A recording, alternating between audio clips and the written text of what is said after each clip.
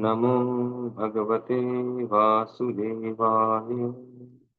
ओम नमो भगवते वासुदेवाय। ओम नमो भगवते वासुदेवाय। नारायणं नमस्कृत्य नरं चैव नरोत्तमं देवीं सरस्वतीं व्यासं ततो जयमुदीरये। नष्टप्रायेषु भद्रेषु नित्यं भागवत सेवया भगवती उत्तम श्लोके भक्तिर्भवति नैष्ठिकी। नमो विष्णुपादाय कृष्णपृष्ठाय भूतले श्रीमते भक्तिवेदान्त स्वामिन्निति नामिने। नमस्ते सरस्वती देवी गौरवाणी प्रचारिणे निर्विशेष शून्यवादी पाश्चात्य देशकारिणे। हरे कृष्ण। श्रीमद् भागवतम स्कंद 1 अध्याय 5। नारद द्वारा व्यास देव को श्रीमद् भागवत के विषय में आदेश। श्लोक संख्या 11। तद्वाक् विसर्गो जनताग विप्लवो यस्मिन् प्रतिश्लोकमबद्धवत्यपि नामानि नन्तस्य यशोऽङ्कितानि श्रृणन्ति गायन्ति गृह्णन्ति साधवः। दूसरी ओर जो साहित्य असीम परमेश्वर के नाम, यश, रूपों तथा लीलाओं की दिव्य महिमा के वर्णन से पूर्ण है, वह कुछ भिन्न ही रचना है जो इस जगत की गुमराह सभ्यता के अपवित्र जीवन में क्रांति लाने वाले दिव्य शब्दों से ओतप्रोत है। ऐसा दिव्य साहित्य, चाहे वह ठीक से न भी रचा हुआ हो, ऐसे पवित्र मनुष्यों द्वारा सुना, गाया तथा स्वीकार किया जाता है, जो नितांत निष्कपट होते हैं। तात्पर्य: महान चिंतकों की विशेषता है कि वे बुरे से बुरे में से भी श्रेष्ठतम को खोज निकालते हैं। कहा गया है कि बुद्धिमान मनुष्य को चाहिए कि वह विष के कुंड से भी अमृत ग्रहण कर ले, गंदगी में भी पड़े सोने को स्वीकार करे, अज्ञात कुल की भी उत्तम तथा सुयोग्य पत्नी ग्रहण कर ले, और अछूत कुल से संबद्ध शिक्षक से भी सदुपदेश प्राप्त करे। ये कुछ नैतिक शिक्षाएं हैं जो सभी स्थानों पर बिना किसी अपवाद के हर एक पर लागू होती है, लेकिन एक संत सामान्य व्यक्ति से काफी उच्च स्तर पर होता है।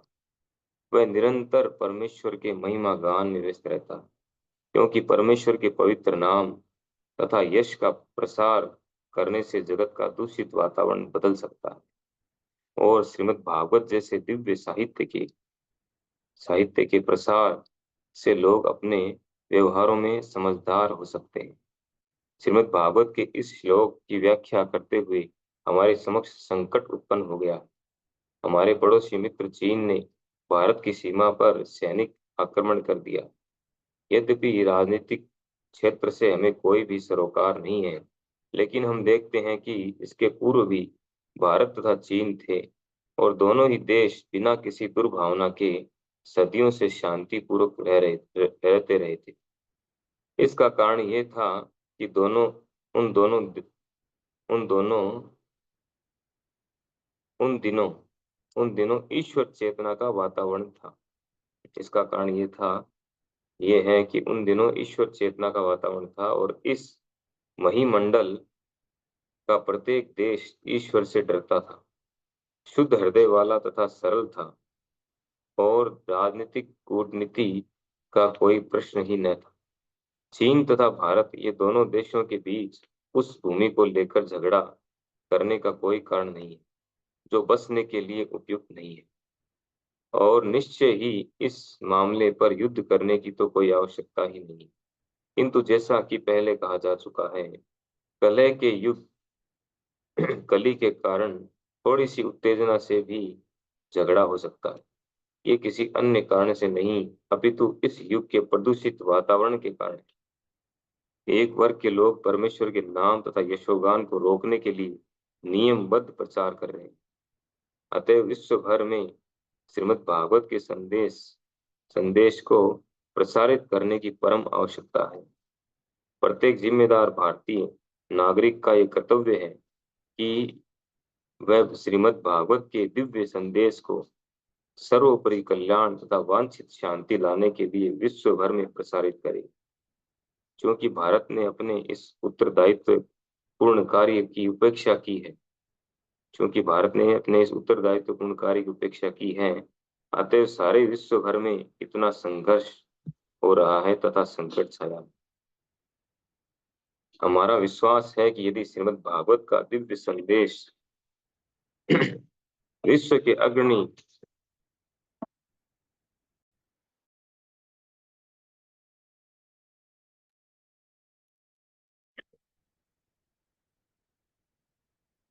हमारा विश्वास है कि यदि श्रीमद् भागवत का दिव्य संदेश विश्व के अग्रणी लोगों तक ही पहुंच सके तो निश्चित रूप से हृदय परिवर्तन होगा और लोग सामान्य रूप से इस संदेश का पालन करेंगे। जनता आधुनिक राजनीतिकों औरों तथा नेताओं के हाथ की कठपुतली बनी हुई है। यदि नेताओं के ही हृदय परिवर्तित हो सके तो विश्व के वातावरण में आमूल परिवर्तन हो सकेगा। हमें पता है कि जन सामान्य में ईश्वर चेतना को जगाने तथा विश्व वातावरण का पुनः आध्यात्मिकरण करने के लिए दिव्य संदेशों वाले इस महान ग्रंथ को प्रस्तुत करने का हमारा सत प्रयास अनेक कठिनाइयों से भरा है। इस विषय को यथेष्ट भाषा में, विशेष रूप से विदेशी भाषा में प्रस्तुत करना निश्चित रूप से विफल प्रयास होगा और चाहे हम जितना भी प्रयास करें इसमें अनेक साहित्यिक त्रुटियां रह जाएंगी। लेकिन हमारा विश्वास है कि इस संबंध में चाहे कितनी भी त्रुटियां रह जाएं, विषय की गंभीरता पर विचार किया जाएगा और समाज के नेता सर्वशक्तिमान भगवान के महिमा गान करने के इस ईमानदार प्रयास के कारण को स्वीकार करेंगे। जब किसी घर में आग लग जाती है तो उस घर के रहने वाले अपने पड़ोसियों से, चाहे वे विदेशी हों, सहायता प्राप्त करने के लिए दौड़ जाते हैं और वे बेचारे उनकी भाषा न जानते हुए भी अपने भाव व्यक्त करते हैं और पड़ोसी उनकी आवश्यकता समझ लेते हैं, भले ही वे भाव उनकी भाषा में व्यक्त न हुए हों। श्रीमद् भागवत के इस दिव्य संदेश को विश्व के प्रदूषित वायुमंडल में प्रसारित करने के लिए वैसे ही सहयोग भावना की आवश्यकता है। आखिर ये आध्यात्मिक मूल्यों से युक्त तकनीकी विज्ञान है। अतः हमें तकनीक के विषय में चिंतित होना है, भाषा के विषय में नहीं। यदि इस महान साहित्य की तकनीकों को विश्व के लोग समझ लें तो उन्हें सफलता मिल सकती है। हम इतना ही लेंगे आज, आगे का पैराग्राफ कर लेंगे। तो यहाँ इस श्लोक में इससे पहला वाला जो श्लोक था उसमें बताया गया दो प्रकार के लोगों के विषय में और दो प्रकार के साहित्य। एक प्रकार के लोग जो कौवे की तरह होते हैं, गंदे साहित्य पढ़ते हैं, जो भौतिक शिक्षाएं होती है जिसमें केवल भगवान के विषय में कुछ नहीं होता, भगवान से संबंधित नहीं होते हैं, ऐसे साहित्य में रुचि रखते हैं। एक प्रकार के लोग वो हैं उनकी तुलना कौवों से की गई है। दूसरे प्रकार के लोग जो हैं उनकी तुलना हंसों से की गई, जो भक्त हैं, परम हंस हैं, शुद्ध भक्त हैं। वो भगवान के विषय में साहित्य जो लिखे हुए हैं उनको पढ़ने में रुचि रखते हैं। तो यहाँ पर अब कह रहे हैं दूसरे प्रकार के साहित्य, उसमें तो वर्णन था ऐसे साहित्य जो भगवान के विषय में नहीं, उनकी निंदा की गई उस श्लोक में। और इस श्लोक में कह रहे हैं तद्वाग विसर्गो जनता विप्लो, अर्थात ऐसा साहित्य है जो परमेश्वर के नाम, यश, रूपों तथा लीलाओं की दिव्य महिमाओं के वर्णन से पूर्ण है। जिस साहित्य में भगवान के विषय में दिया हुआ है, भगवान का वर्णन, भगवान की लीलाओं का वर्णन, भगवान के नाम, रूप, लीलाएं, उनके गुण, ये सब दिया हुआ है, वह साहित्य जो है बहुत महान साहित्य है। और वह ऐसा साहित्य है जो इस भौतिक दुनिया में, भौतिक जगत में जो लोग रह रहे हैं, हम सब रह रहे हैं, और हमारे पापपूर्ण जीवन में एक क्रांति ला सकता है, ऐसा साहित्य है। और जो लोग जुड़े हैं इस्कॉन से उनके जीवन में निश्चित रूप से क्रांति आई है।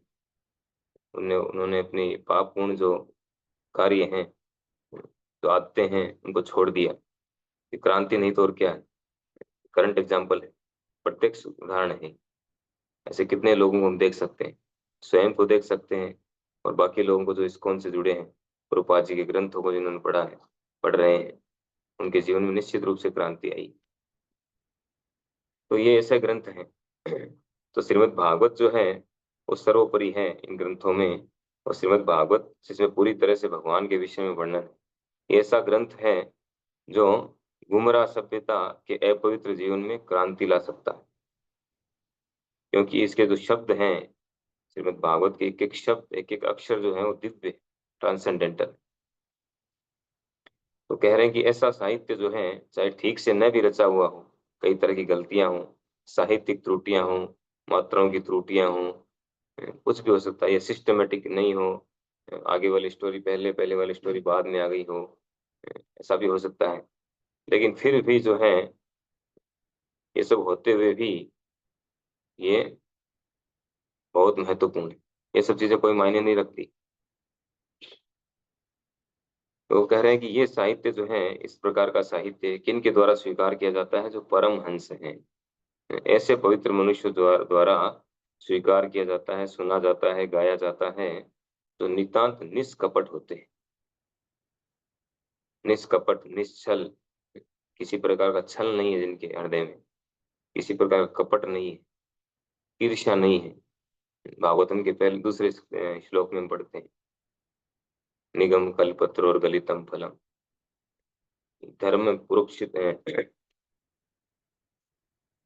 केतवत्रो परम निर्मत सराणाम सता, जो परम निर्मत्सर हैं, ईर्ष्या रहित हैं, ऐसे लोगों के लिए श्रीमद् भागवत है।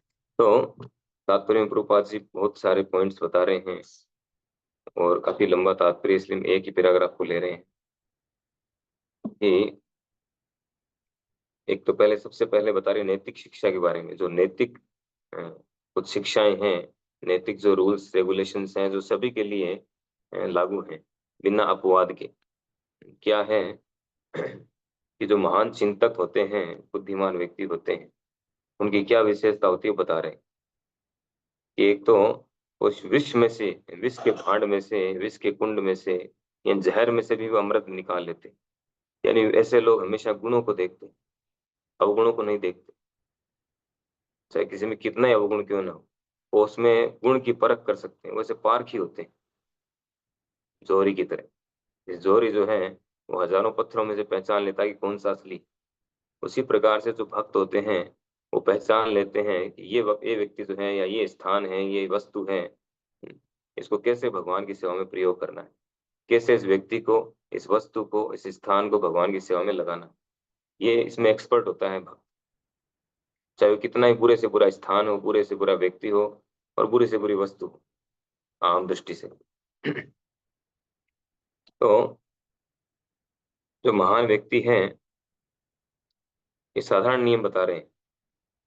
वो विष में से भी अमृत निकाल लेते हैं और गंदी जगह में पड़े सोने को भी स्वीकार कर लेते हैं, और अज्ञात कुल की भी उत्तमता सुयोग्य पत्नी को ग्रहण कर लेते हैं, और अछूत या अछूत कुल से संबंध शिक्षक से भी सदुपदेश प्राप्त कर लेते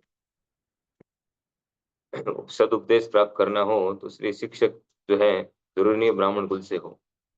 किबा विप्र किबा नासी शूद्र के ने, जय कृष्ण तत्व वेता सही गुरु, श्री चैतन्य महाप्रभु कहते हैं कि वो सन्यासी हो, कोई ब्राह्मण हो, जरूरी नहीं कोई ब्राह्मण हो या सन्यासी हो, या कोई भी हो सकता है, ब्राह्मण भी हो सकता है, सन्यासी भी हो सकता है, शूद्र भी हो सकता है। लेकिन मूल बात जो क्या है, जय कृष्ण तत्व वेत्ता सही गुरु है। जो कृष्ण तत्व वेत्ता है, कृष्ण तत्व को जानता है, वह गुरु है, चाहे वो कोई भी हो। तो ये जैसे सामान्य नियम है, और ये हर बिना अपवाद के सभी स्थानों पर लागू है, रूपा जी कह रहे हैं। लेकिन जो भक्त है वो इससे भी ऊपर होता है। भक्त इन सब नियमों से ऊपर होता है। क्यों होता है? क्योंकि वो निरंतर कृष्ण चेतना में रहता है, हर समय ईश्वर चेतना में रहता है, भगवान के नाम यश का करता है, प्रचार प्रसार करता है, उसमें लगा रहता है। क्योंकि वो जानता है कि इसी के द्वारा केवल साधारण नियमों को पालन करके कोई व्यक्ति जो है इस भौतिक जगत के वातावरण को बदल नहीं सकता। इसको तभी बदल सकते हैं जब हम भगवान के विषय में प्रचार करेंगे। और भगवान के विषय में दिया हुआ है श्रीमद् भागवत में। श्रीमद् भागवत जो है, इसमें भगवान के विषय में पूरी तरह से दिया हुआ है।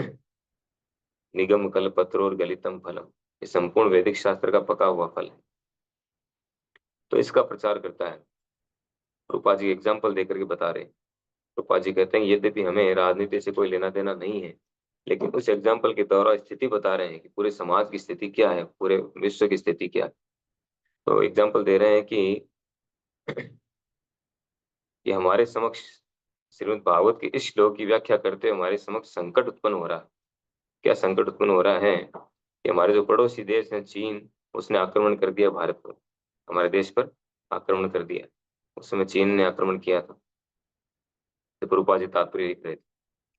तो इसकी एग्जाम्पल देकर के बता रहे हैं कि पहले ऐसा नहीं था।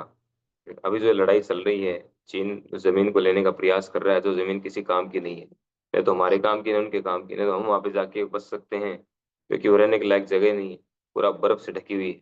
कैसे रहेंगे वहां? कितना स्ट्रगल करना पड़ेगा वहां जीवन जीने के लिए। तो नहीं तो चीन के काम की ना हमारे काम की, दोनों के काम की नहीं है। फिर भी जो है वो इसको प्राप्त करना चाहता है। क्यों चाहता है? क्योंकि खुद ईश्वर बनना चाहता है, ईश्वर भाव, कंट्रोलिंग करने का पूरी पृथ्वी को। क्योंकि ईश्वर को अस्वीकार कर दिया है उसने। रूपा जी बता रहे हैं कि इससे पहले पहले के जमाने में ऐसा नहीं था। पहले सभी देश जो है डरते थे ईश्वर से, सभी राजा डरते थे ईश्वर से, ईश्वर को मानते थे, सभी का सम्मान करते थे, दूसरे की जमीन को हड़पते नहीं थे। ईशावास्यम इदम सर्वम यत् किंचन जगत्याम जगत, ईशावास्य नीति को मानते थे वो। अब ईशावास्य नीति जो है उसको छोड़ दिया सभी ने, अब खुद को ईश्वर बना लिया।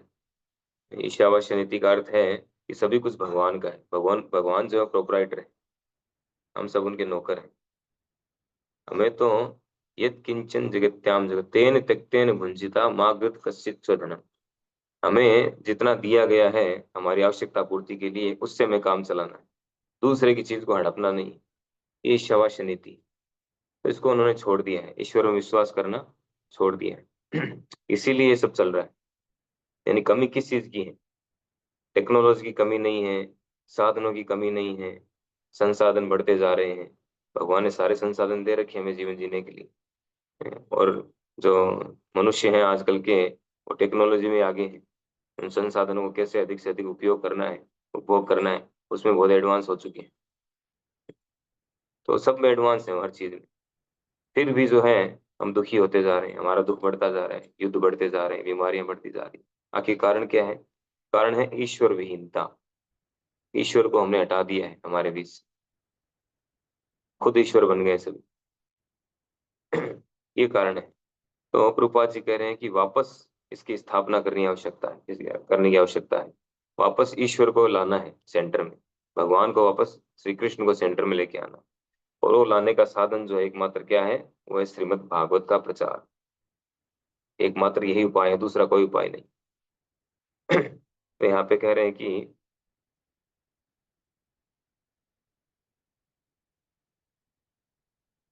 अतः विश्व में श्रीमद् भागवत के संदेश को प्रसारित करने की परम आवश्यकता है। ये झगड़ा तभी बंद होगा जब, और ये कारण क्या है झगड़े का? कलयुग। कली, जो कलयुग चल रहा है, कलयुग कलह का युग है, कलह प्रधान युग है। इसमें थोड़ी सी बात में झगड़ा हो जाता है, लोग लड़ लेते हैं, मर्डर कर देते हैं एक दूसरे को। तो कलह एक प्रधान युग है। दूषित वातावरण, पूरा वातावरण दूषित हो चुका है। तो इस दूषित वातावरण को शुद्ध करने का एकमात्र उपाय है श्रीमद् भागवत की शिक्षाओं का विस्तार करना, प्रचार करना। तो इसलिए कृपा जी यहाँ पे कह रहे हैं कि प्रत्येक जिम्मेदार भारतीय नागरिक का ये कर्तव्य है कि वह श्रीमद् भागवत के दिव्य संदेश को सर्वोपरि कल्याण तथा वांछित शांति लाने के लिए विश्व भर में प्रसारित करे। प्रत्येक भारतीय व्यक्ति का कर्तव्य है।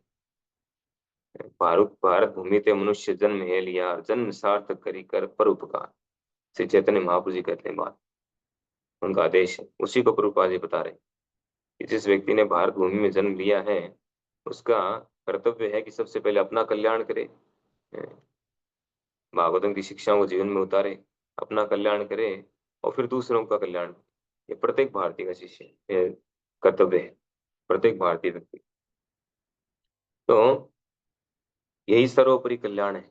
संपूर्ण विश्व के लोगों का अगर सर्वोपरि कल्याण चाहते हैं, परमानेंट हेल्प चाहते हैं, तो यही है कि हम भगवान के संदेश को प्रसारित करें।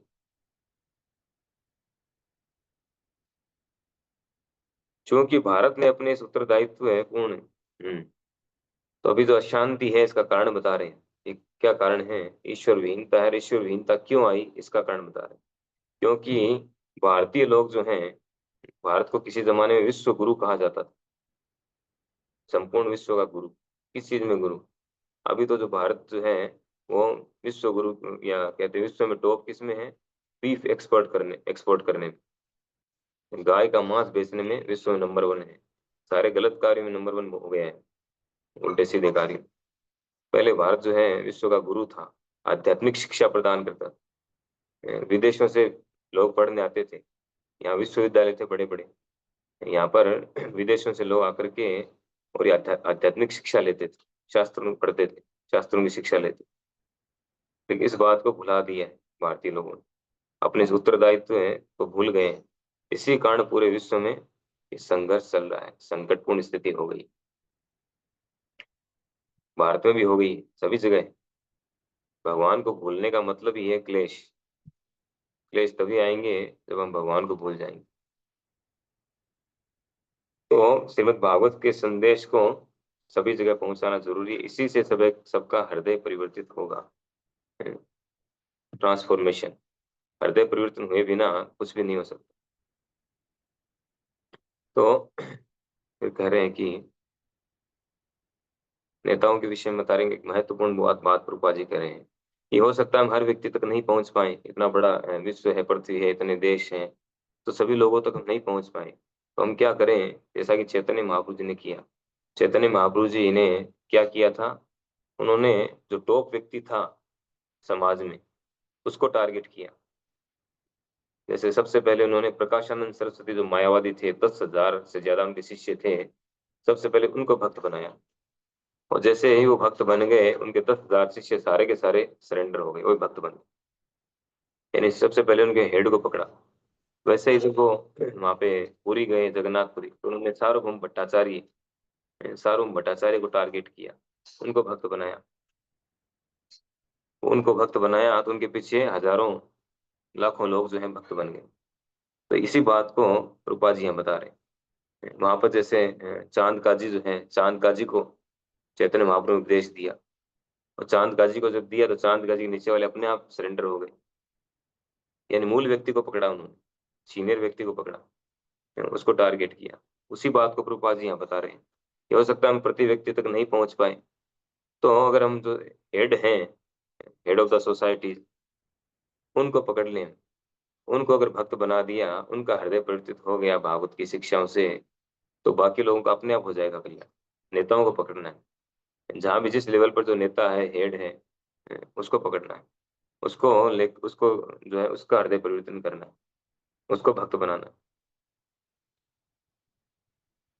रूपा जी कह रहे हैं अगर हम प्रयास करेंगे तो वो कह रहे हैं जो नेता लोग हैं वो इस ईमानदार प्रयास के कारण इसको स्वीकार करेंगे। रूपा जी ने जो प्रयास किया इन ग्रंथों को लिखने का, इतना प्रयास करके, यदि वो कह रहे हैं कि जरूरी नहीं है कि मैं सक्सेस हूँ, विदेशी भाषा में लिख रहा हूँ, मुझे कोई गारंटी नहीं है कि मैं सक्सेस होऊंगा, हो सकता है पूरी तरह से विफल हो जाऊं, लेकिन इसको पहुंचाना है लोगों तक। तो पहुंचाएंगे तो जरूर परिवर्तन आएगा। एक एग्जाम्पल से हम समझते हैं। एक महत्वपूर्ण एग्जाम्पल दिया है कि जैसे आग लगने वाला जो एग्जाम्पल दिया है प्रभुपाद जी ने समझाने के लिए कि आवश्यकता कितनी है, भागवत की आवश्यकता कितनी है। कि जब जैसे किसी के घर में आग लग जाती है, तो वो जो है क्या करता है, पड़ोसियों से हेल्प मांगता है जाकर के, कि आग लग गई, आग बुझाइए, हेल्प करिए, मेरा सामान जल रहा है, या मेरे बच्चे अंदर है, पत्नी अंदर है, कि जो भी है खुद अंदर है, चिल्लाता है। या जाकर के हेल्प मांगता है तो उस समय ये नहीं देखता कि पास वाला पड़ोसी कौन है, मेरा दुश्मन है कि कौन है, या ये विदेशी है कि भारतीय है, ये मेरी भाषा जानता है कि नहीं जानता। और उस समय जब इमरजेंसी आती है ना, तो व्यक्ति अपनी नेचुरल जो अपनी जो मदर टंग होती है उसमें बहुत बात करता है, इमरजेंसी होती है, और उसके भाव को लोग समझ लेते हैं। तो उसी तरह से रूपा जी बता रहे हैं कि अभी पूरे विश्व में आग लगी हुई है, संसार दावन, संपूर्ण विश्व विश्व जो जल रहा है आग में। तो अभी इस भागवत को जब हम पहुंचाएंगे लोगों तक, तो लोग ये नहीं देखेंगे कि सिस्टमेटिक है कि नहीं है, इसमें साहित्यिक त्रुटियां हैं कि क्या है। लोगों को समझाना पड़ेगा कि इसकी आवश्यकता है, उनको इसकी आवश्यकता बताना पड़ेगा। आग लग रही है लेकिन लोगों को एहसास नहीं हो रहा कि आग लग रही है।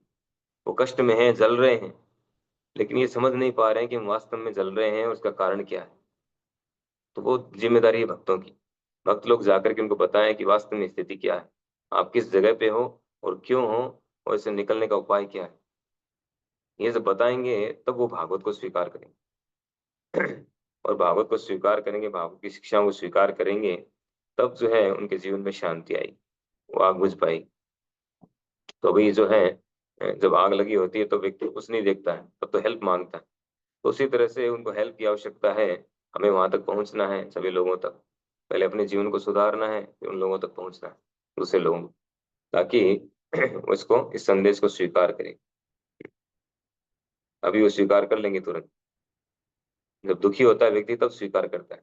भगवान ने भी कहा है 4 प्रकार के लोग आते हैं। जो दुखी होते हैं वो आते हैं, जिनको धन की आवश्यकता वो आते हैं, जिज्ञासु वो आते हैं, या ज्ञानी आते हैं। तो जिज्ञासु ज्ञानी तो कम है लोग, दुखी और धन वाले ज्यादा हैं, धन की आवश्यकता वाले। तो जरूर स्वीकार करेंगे वो। हमारी ड्यूटी है कि हम इस संदेश को प्रति व्यक्ति तक पहुंचाएं। हरे कृष्णा। श्रील प्रभुपाद की जय, श्रीमद् भागवत महापुराण की जय।